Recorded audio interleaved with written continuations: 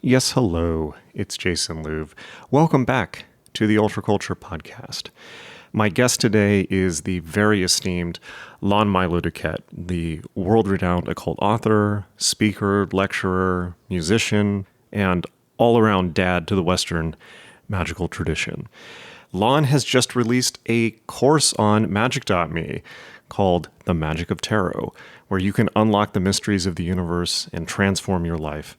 It's a comprehensive tarot course, and it's a chance to learn, to study, and to transform your life under the tutoring of the world's greatest teacher of the art. And by the art, I mean both magic and tarot.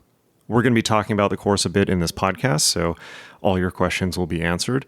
You can see it at tarot.magick.com, tarot.magick.me. Okay, without any further ado, here's Lon Milo DuQuette.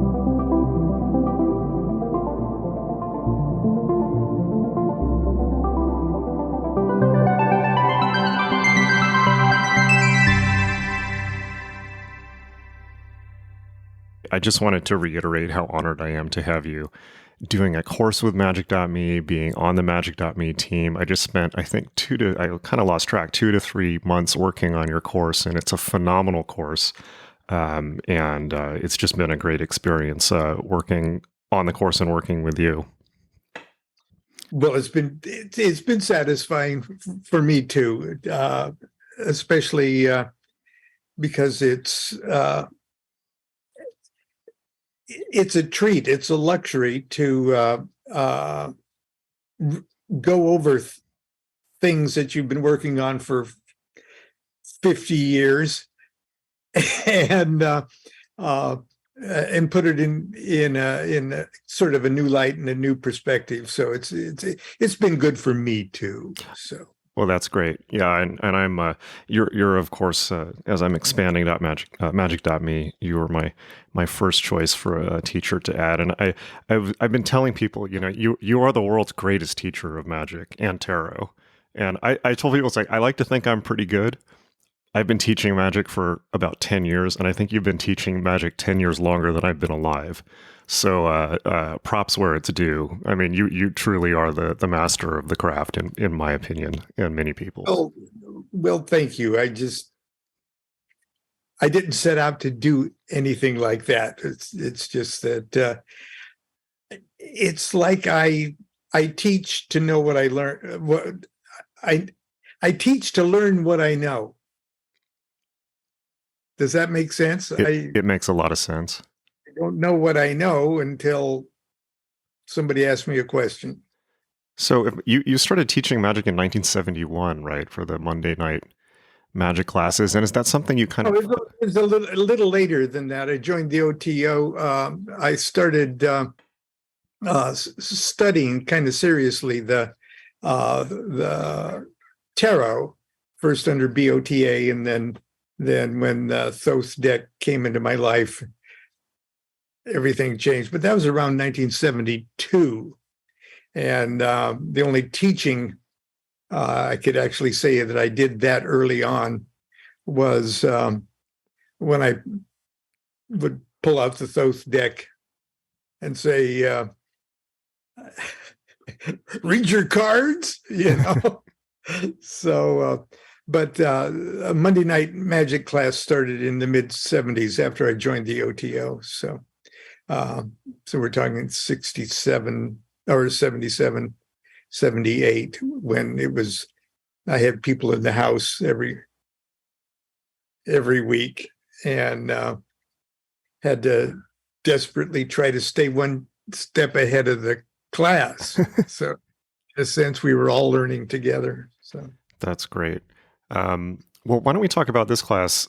So this is a class on mastering the tarot, and specifically the Thoth Tarot, which you've been, like you alluded to, working with since the 70s. You want to talk a little bit about kind of how you constructed this course and what it focuses on, who it's for, what people can expect? Well,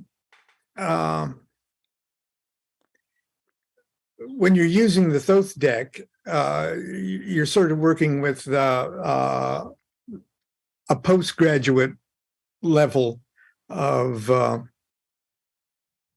material. And in order to understand the postgraduate level, and I'm not saying that that's to be snooty or anything like that. It's just that the Thoth deck was something that Crowley and his artist student Frida Harris came up with in the late 40s, just very close to Crowley's death. So even the book that Crowley wrote that goes with the cards, this one, okay, the Book of Thoth. When you get the Book of Thoth, you're hoping you're going to learn something immediately about the tarot. Like when you do a tarot reading and the Lover's card comes up, you're going to get lucky. And you want simple stuff like that, and you really don't get it. Okay, what you get is Aleister Crowley at the end of his long, illustrious, notorious life, trying to tell you absolutely everything about everything. And it seems like he's trying to do that sometimes in very lengthy paragraphs with very few punctuation marks.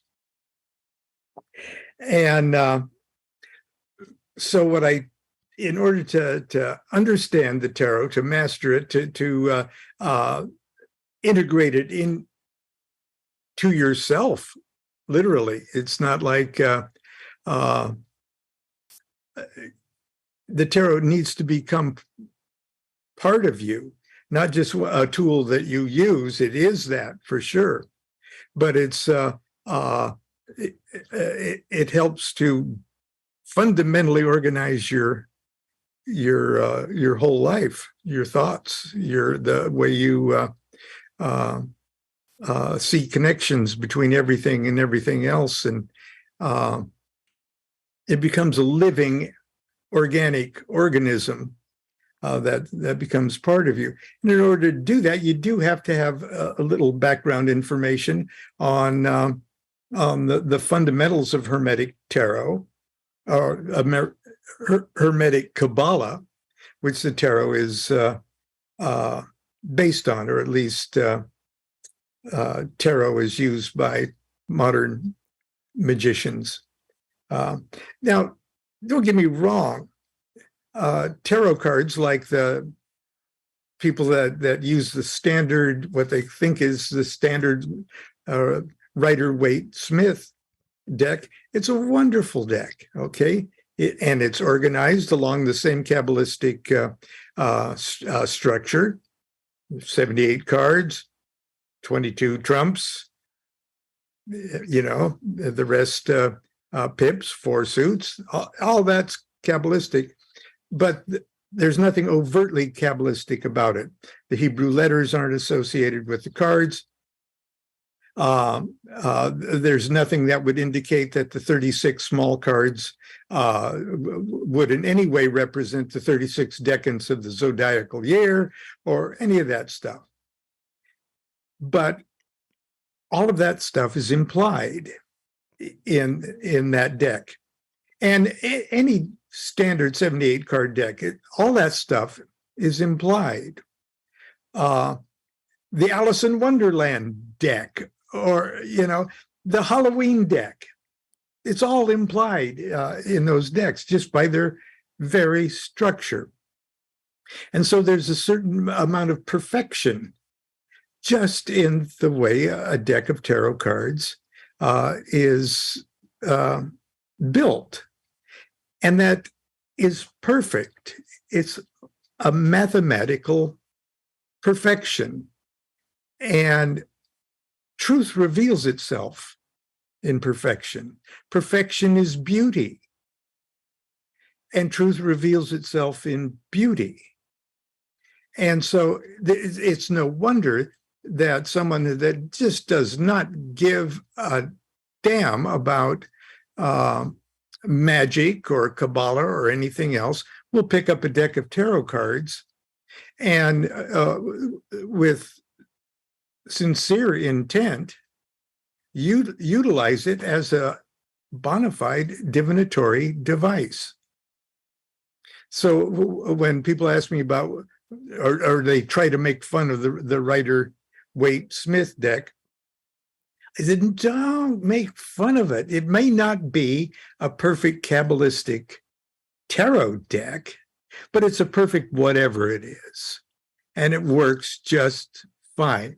And if you're not interested in any of this other stuff, don't worry about it. You just, it's going to enrich your life no matter what. Okay. Absolutely. Oh, go ahead. No, I was going to say but if you are interested in that, if your level of inquiry and curiosity is such that you kind of want to know why the Two of Swords is called peace and the Nine of Swords is called bummer, you kind of want to know why, and there's a magnificent, elegant, breathtaking method to the madness. And if you can get yourself in a position of learning the tarot in sort of a measured step-by-step way, you're simultaneously learning all the other fundamental Kabbalistic principles and methods that harmonize with that structure. Properly learning the tarot, it's like you're cracking the DNA code of astrology, classic magic systems like the Goetia, Enochian magic, Kabbalistic magic, angels of the Shamhamfarish, and all of that. You find that just living under the surface of every painted tarot deck and tarot card is a whole team of classic and traditional angels and spirits, elemental spirits for the lesser arcana and the pips. And so in a sense, as you're painlessly learning the tarot, you're painlessly learning the Kabbalah. You're painlessly being informed about astrology, astrological magic, Goetic magic or Solomonic magic, Enochian magic. So it's kind of pretty big stuff. And not only that, but it's beautiful, and it's pleasant and pleasurable to work with it. It stimulates all the senses. I remember when I first got my first deck of my tarot deck from U.S. Games Systems when they first published it. I didn't even open the box at first. Okay, this was my baby, and I'd worked on it for a long time. My wife and I both worked on it, and I just sat there and I smelled the box. I just sat in my big chair and went, oh, and it was so pleasurable to look on the deck and realize that I guess the first print run was 10,000. To realize that there were 10,000 of them in the warehouse there in Belgium where they were printed. And this was like the mother deck of all of them. And I hadn't even broke the hymen of the cellophane that was around them. And I thought to myself, wow, this represents all of them. So I'm going to magically charge this whole deck, thereby vicariously charging them all. And my wife was in Nebraska visiting her mother, and I had the house to myself. I could move furniture in the living room. I could do a rare magical luxury. All the naughty things that husbands, I could move furniture. So I did it. It took me 2 days and nights to evoke every single, to charge every one of the Enochian squares. Oh, wow. And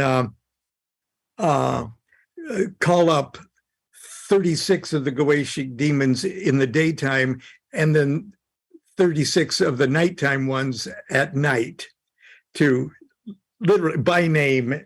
Damn. Triangle. I get tired. That's making me tired just thinking about it. It's a long. It was. And can you imagine how sort of magically crazy, what state of mind I was in after doing all of that? I mean, I was a fire breathing wizard by the time it was through. And after it was through, I put the furniture all back, put the cards back in their box, and I went to a Mexican restaurant and just ordered damn near everything on the menu. It was this is proper Southern Californian magic. That's great. but the thing is, everybody doesn't need to go through all of that. But I think everybody could be enriched and spiritually enlarged by a better understanding of it. And as hard and as difficult as that Book of Thoth was to read,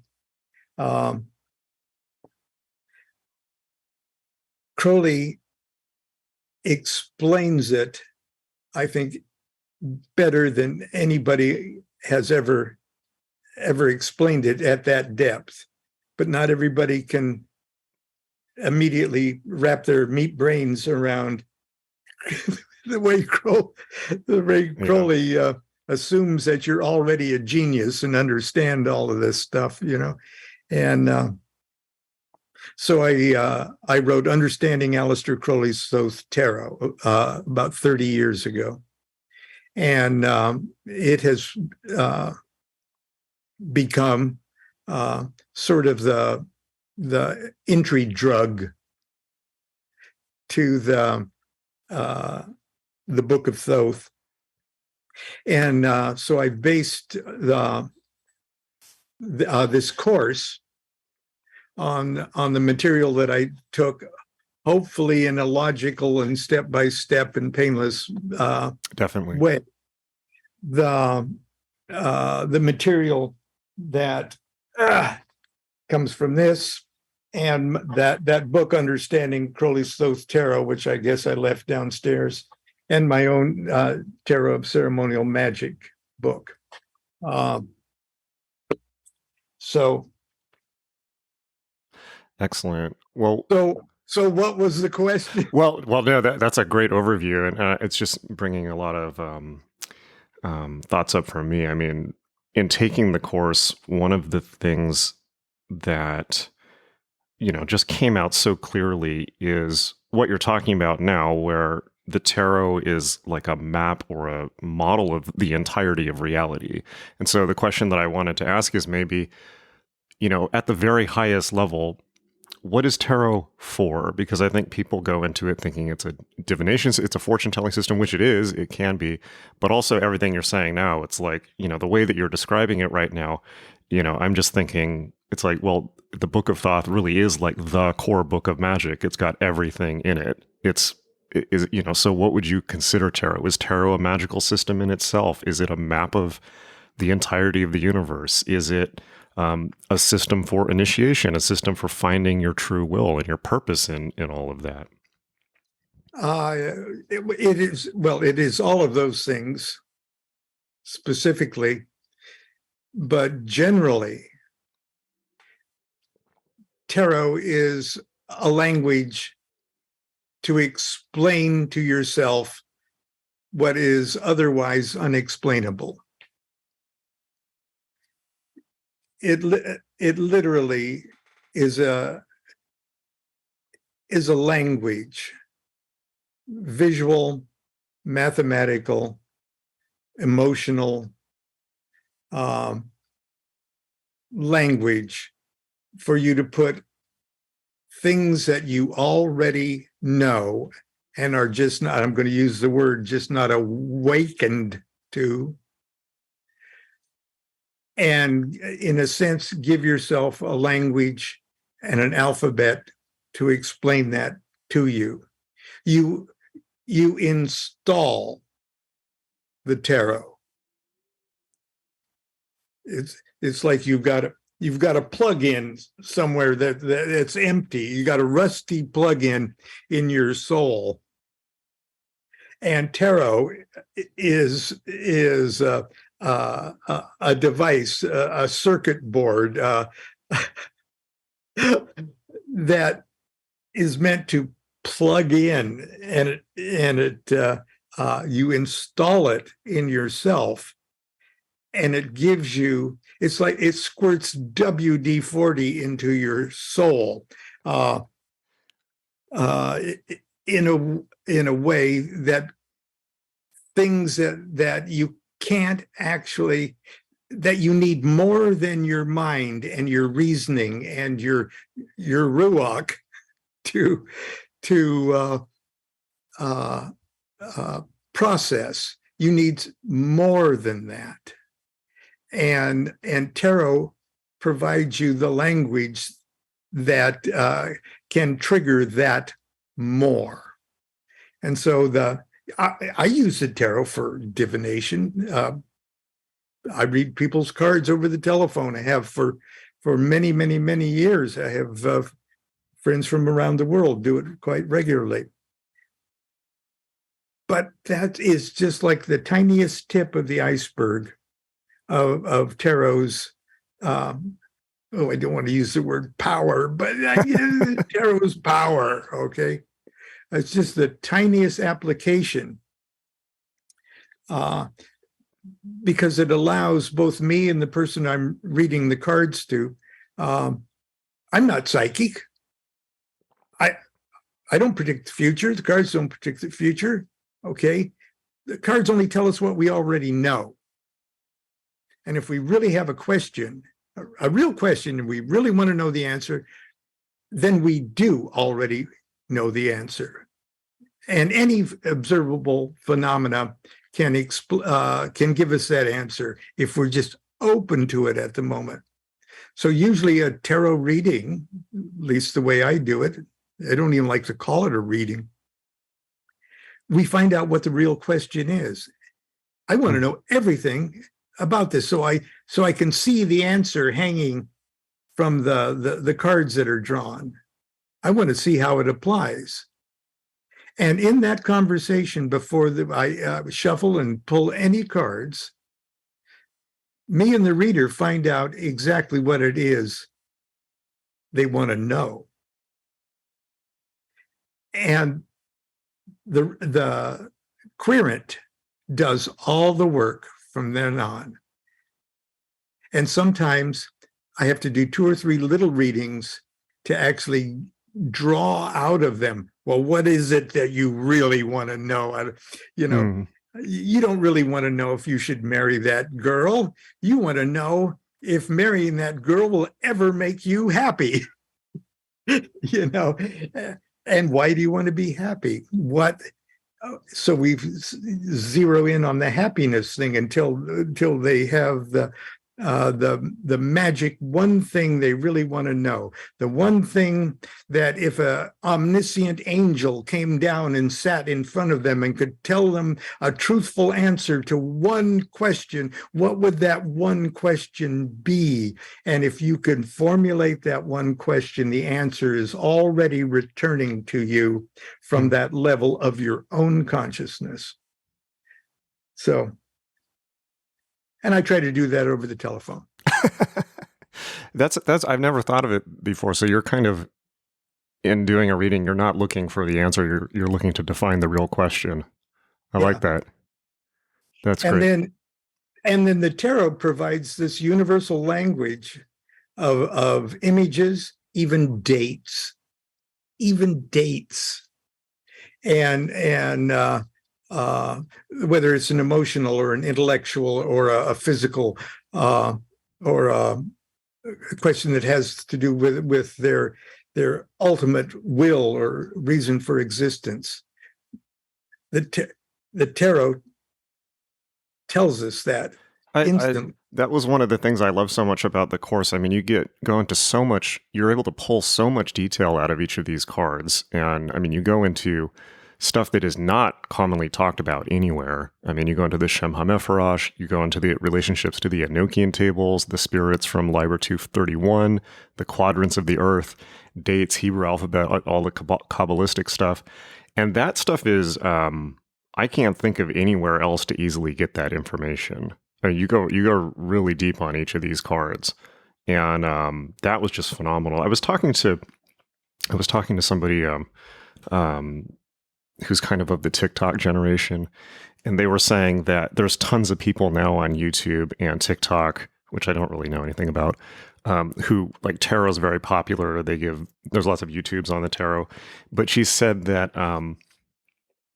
kind of the common denominator of a lot of them, and this is not to knock anyone, but they kind of often fall back on, well, the tarot can mean anything you want it to mean, and it's really just subjective, and whatever you feel the meaning to be is the meaning. And I suppose there's a time and a place for that, but you give the meaning, like you give all there is an answer, and you give all those answers in this course. And that I think makes it phenomenally valuable beyond anything, certainly anything that's on the internet. Well, it has, in my life, over the years, I can see it at work in my own development and in my own challenges, especially in my own challenges. Okay, magicians aren't. Magicians know their magic is working when they when their life is so full of challenges that they're literally forced to see the magic at work in them overcoming those challenges. I have no comment on that. But anyway, and in the course, I try to, I keep using the word painlessly, okay? Because you don't know what you've done to mutate yourself in an evolutionary way. You don't feel it happening.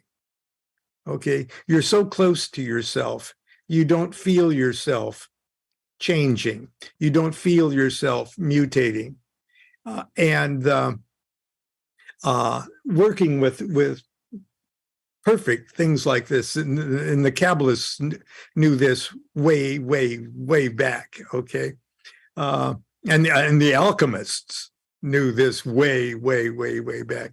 That just working with it, explaining things using this language and everything mutates you, and you don't feel yourself mutating. You don't feel like you're making any progress. You don't feel like you're evolving.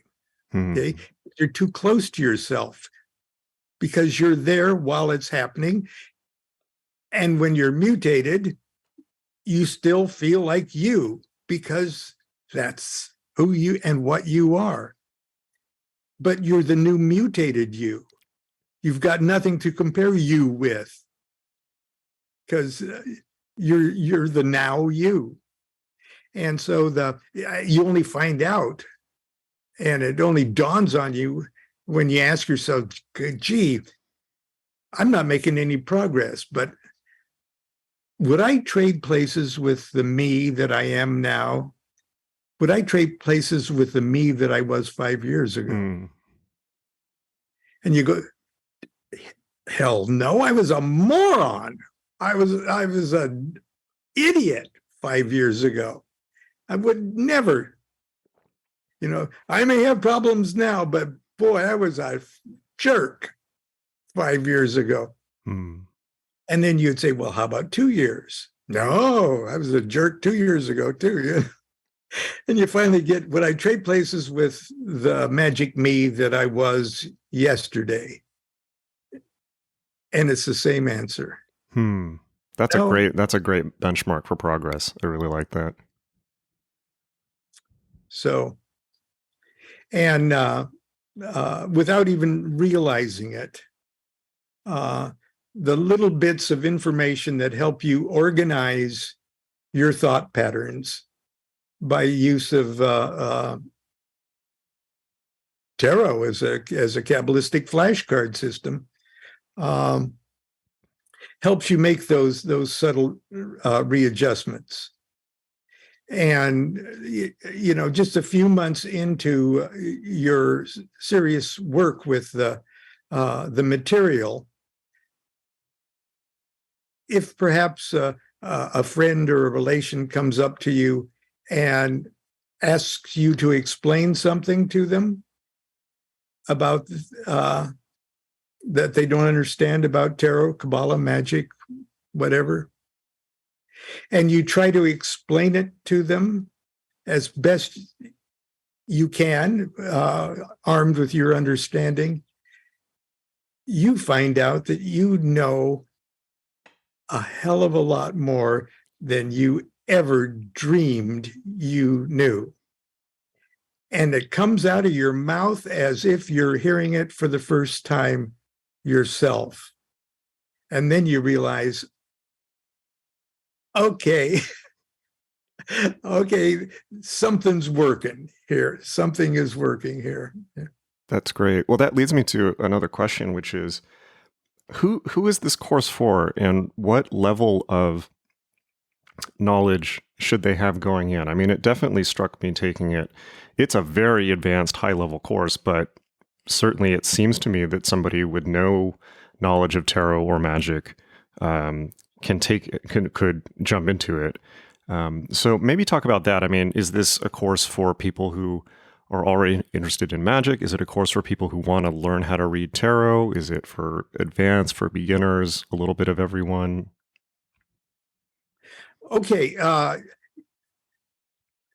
When I first started teaching magic in my home as part of my perceived duties as a lodge master,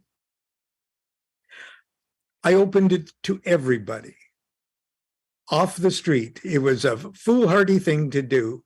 My own house, my address, okay?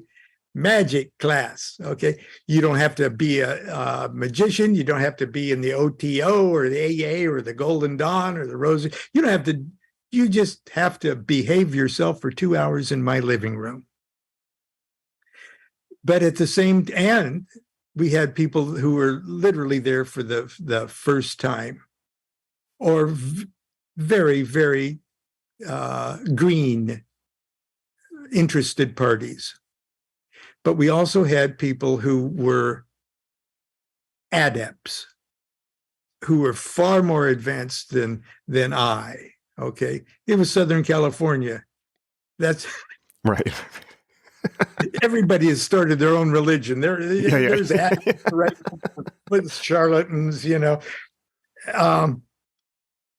So every week, I was challenged to make something completely approachable and understandable to somebody who's just walked off the street, and still have something new, challenging, stimulating for the adept. And that's what I've tried to do with this course. Now, you'd think that the adepts, well, I don't need to hear all of that basic stuff over again. No, you do need to hear that basic stuff over again. You do need to know why you might want to do a pentagram ritual, just because you've done it for 30 years have you forgot why you were doing Right. Yeah. doing Yeah, in the first? just to interject, I mean, like I think I've been studying tarot since 1997 or 8, and I've taken courses from you on tarot. I've read books on tarot by you. I can do gematria backwards and forwards in my head and the tree of life and everything. It's all installed in there. I've pathworked through everything, all that. But this course, a lot of it was like, seeing it for the first time. And certainly a lot of the really advanced material in there, like the Shem HaMephorash or the Enochian quadrants, I haven't worked through it. I mean, I have worked through that stuff, but not in relation to the tarot. So there was nothing in this course that felt remedial for me at all. Well, good, good. But I hope a complete novice that's just sort of interested and feel naturally drawn just by curiosity to this would also get a hell of a lot out of it. And I try not to, when we get into the heavier stuff, I try to show the heavier stuff in a light light. Okay. Yes. Because there's no reason to be overly serious about everything, even though this is an incredibly serious thing. I saw a documentary on Rudolf Nureyev, the famous dancer, I don't ballet. know. Rudolf Nureyev. This shows how uncultured I am, but don't know. See, you're learning. I am. And it's called "I Am a Dancer," and they sort of follow his daily routine and things. He's a Russian dancer, defected to the West in the 60s, kind of thing. And every day, no matter where he is, all around the world, where he travels all around the world, every day of his life, he finds a local ballet class. And he shows up first thing in the morning. And even if it's with the 4-year-olds and 5-year-olds or the teenagers, beginners, if there's a mirror and a bar, he shows up and works out with them.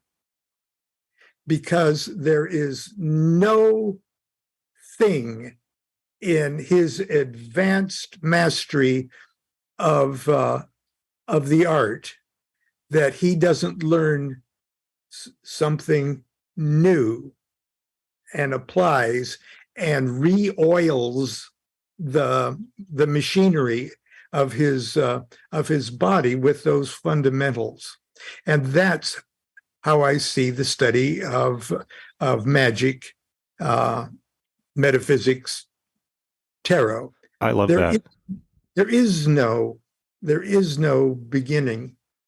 There is no. It's all Magic 1A, and I've tried to do that in such a painless way that you don't feel it happening. Part of the course is I encourage you to make your own tarot cards, just so you can have a grasp of the structure and just how to. That's how I made my tarot cards with blank cards.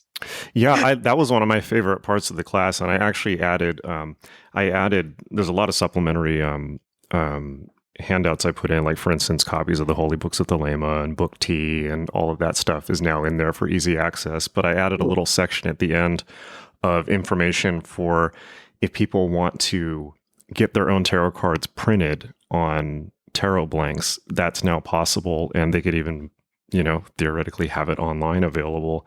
And now there's AI art. People can use AI to generate art for it and things like that. So I gave people all the resources to get a finished tarot deck at the end of your course. Oh, that is absolutely wonderful. Because when I was working on this, I was working at a I don't know if you're interested in this part, but I for my own deck, I was working at a stock brokerage firm. Okay, I managed a stockbroker's office, Wow. and he was gone all the time, and I had all the office machinery at my disposal. And so there was no, there were computers, but it was just for, it wasn't, we're talking 1984, 5. Okay. So everything on these cards was, I made transparencies off, off the copy machine. Yeah, the forgotten occult arts. I remember that very well. So, but anyway, and it was good for me. It was absolutely good for me because as I was constructing it on cardstock, I was installing it in myself, and that's what why I felt it was important to at least challenge the members of the course here to at least begin that process themselves. Yeah, I thought that was awesome, and a lot of artists take classes with me. Just a lot of creative. I mean, just a lot of creative people and artists are interested in magic, as we all know. But so I think that'll really appeal to them. Of course, you don't have to be an artist or even design anything yourself. But I did add that information if people wanted to go the extra mile. My memory's a little bit hazy on this, but I think I took a course on tarot from you. I remember taking a course on Enochian from you in New York in like 2003 or something like that. But I think I took a course on tarot from you, or it might have been a Monday Night Magic class that I think I went to once. And I started to make my own tarot deck based on stuff you'd said. And it's, I still have it. It's funny to look back on it because I had it was after 9/11, so I had the Twin Towers coming down as the tower, and I had Lou Reed from the cover of Transformer for the star, and all this stuff that's very nostalgic to look back on. But I got I think is how I actually locked in the cards, is making my own. So I was so happy that was part of the class. But you also have a guided meditation that's long. You go through the whole tree. It's a very extensive, which P.S. I did add fancy synthesizers too.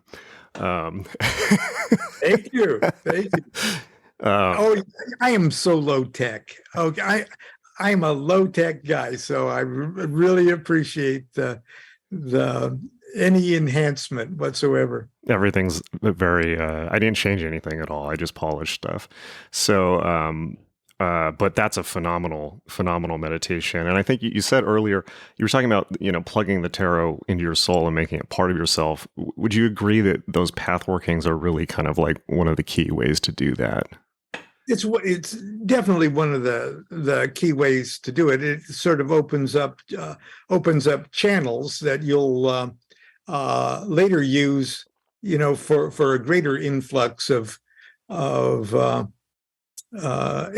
energy. That's another words I hate to use. Generally speaking, I don't like guided meditations. Okay, at least as I don't like to have people think guided meditations are a good replacement for your own developed meditations, but they're a place to start. Okay. So I guess it was about 8 years ago in Beijing. They really wanted a guided meditation because that's sort of, they responded to that. And I had the course for them all laid out, and so the organizer asked me to do a guided can we do a guided meditation tomorrow? And the course ran out. It was an all-day course, so it was like 3 days, 3 full days, 6 hours a day. Wow. And I said, well, I got my 6 hours tomorrow planned. And I said, we'd have to do it at midnight. And we were all staying at this hotel in Beijing, beautiful hotel. Hmm. So everybody at the conference was right there. And so they had the chance to, or I had the opportunity to say, okay, we meet tonight at midnight here in this ballroom here. And I had slides and things like that that I could throw together.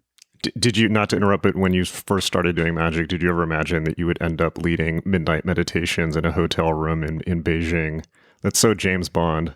That's great. It really is. And it was, talk about, me being impressed by the magic of a moment, that was. And so I said, okay, at 11:30, I want everybody to go to your room, take a shower. Okay. Take a ceremonial shower and come clean. And for that particular event, on the last night, everybody was presented with their own black robe, hooded. It was nice. A pretty fancy thing. Okay. And I said, take a nice long bath or a shower, and then put on your robe and meet me here at midnight. Did you have a bunch of people in black robes walking through the hotel lobby all of a sudden? Oh, it's China. They don't care. They don't care. Okay. All right. People say, "Oh, gee, doesn't the government?" No, they don't care. They just care if you talk about the government. They do weird spiritual stuff for the last 5,000 years. Okay, so and most of my students, or many of my students, were already professional Chinese medicine and healing and martial arts and things like that. So cool. It was, none of that was weird. Okay. and of course, nobody's afraid that it's satanic or anything, because that must be refreshing. It's wonderfully refreshing. But anyway, so that's where I got the format. And when I think when I even sent you the file for it, it might have even said midnight meditation. Mm-hmm. Yeah, it's still in there. Yeah. And then I realized that, this works pretty good. And the magical idea of actually making every step of your magical progress connected to your own higher Solomonic source of the cosmos, if you don't want to use the word God,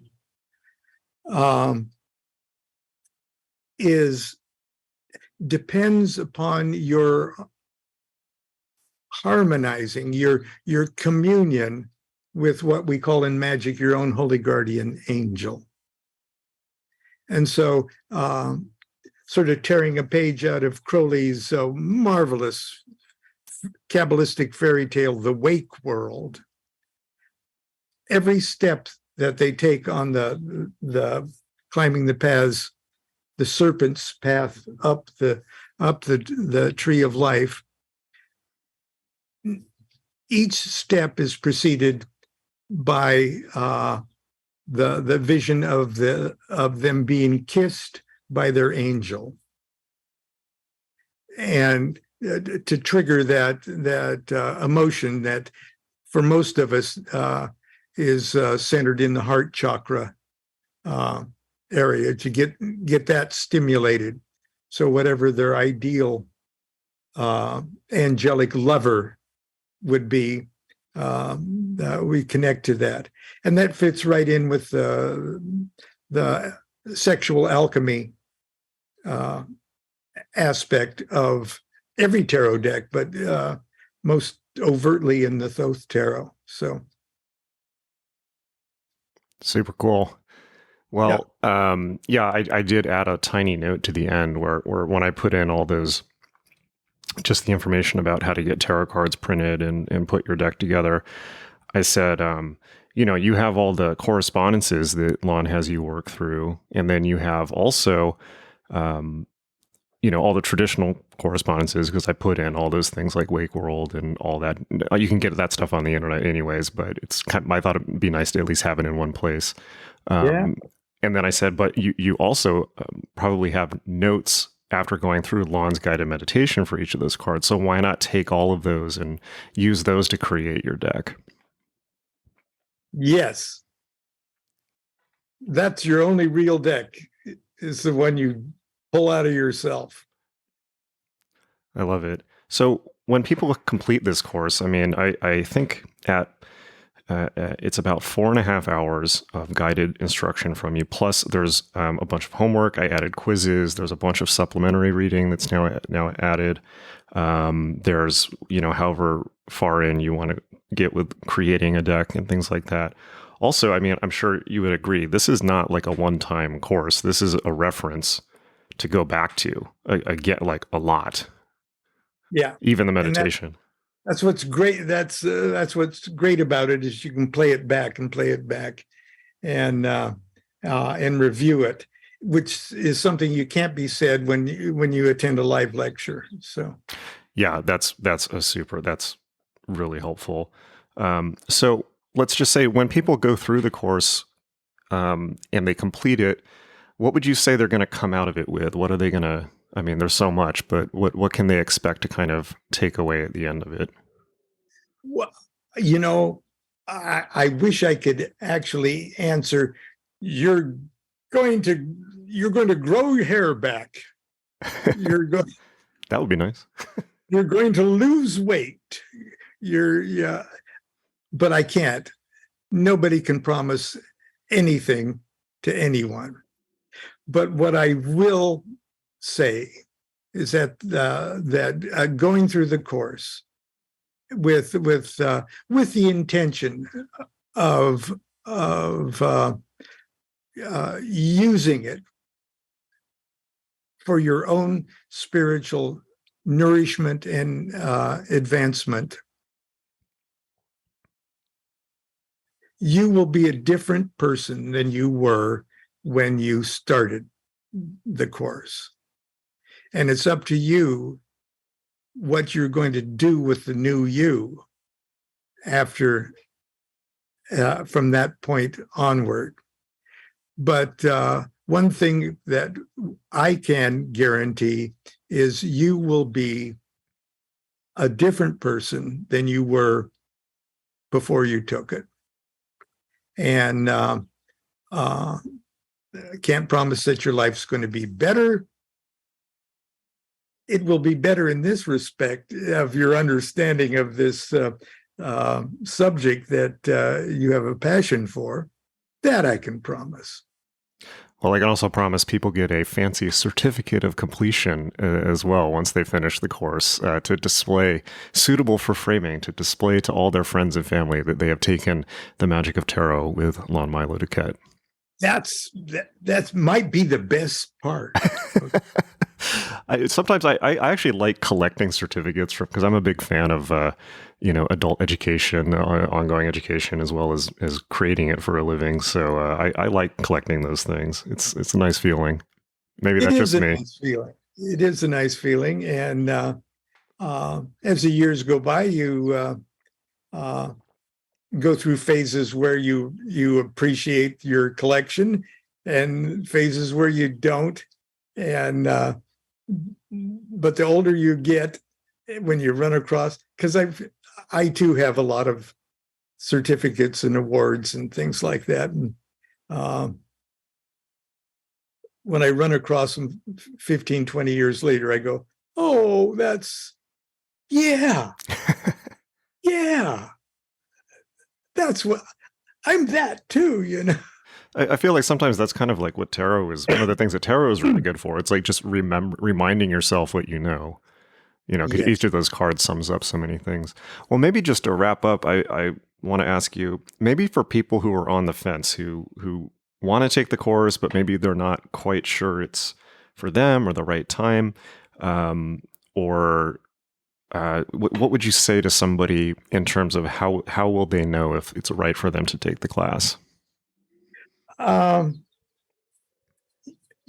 I of course we want them to take the class, because we know that there's probably very little that could hurt anybody by doing this. But don't listen to us about whether or not you should take it. You know yourself whether this is something that you're attracted to enough because of vacancy in yourself that is likely to be filled by this. And that if you think that there is, and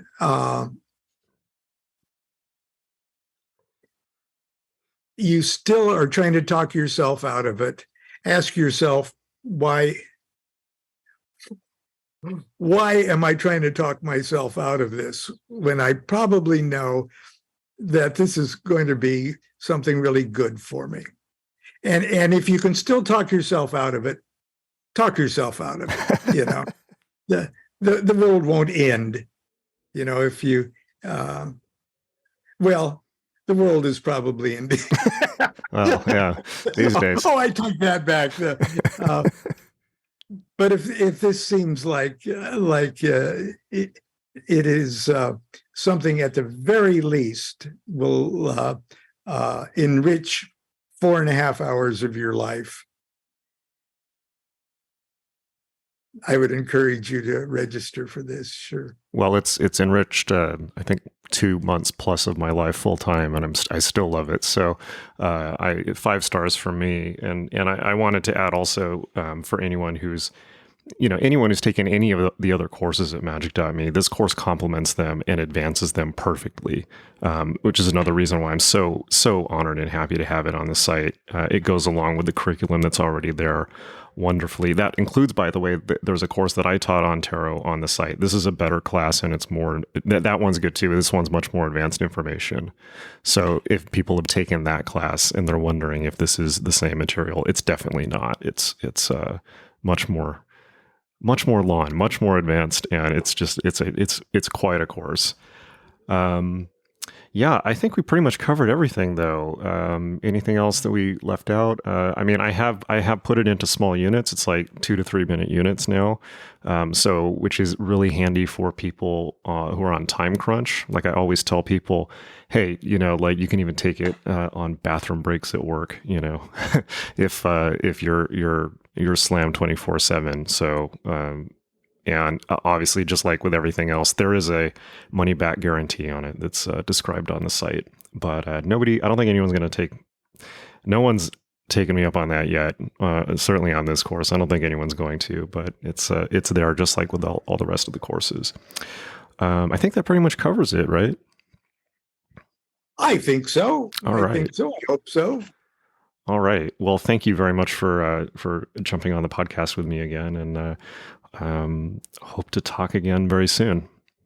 Well, thank you. It's been a joy collaborating with you on this, and I just hope it'll be something that'll be appreciated by the world at large. It already is.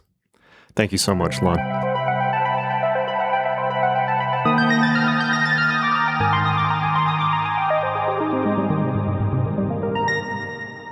Okay, hope you really, really enjoyed that. I definitely did. It's always an honor to have Lon on and to work with Lon.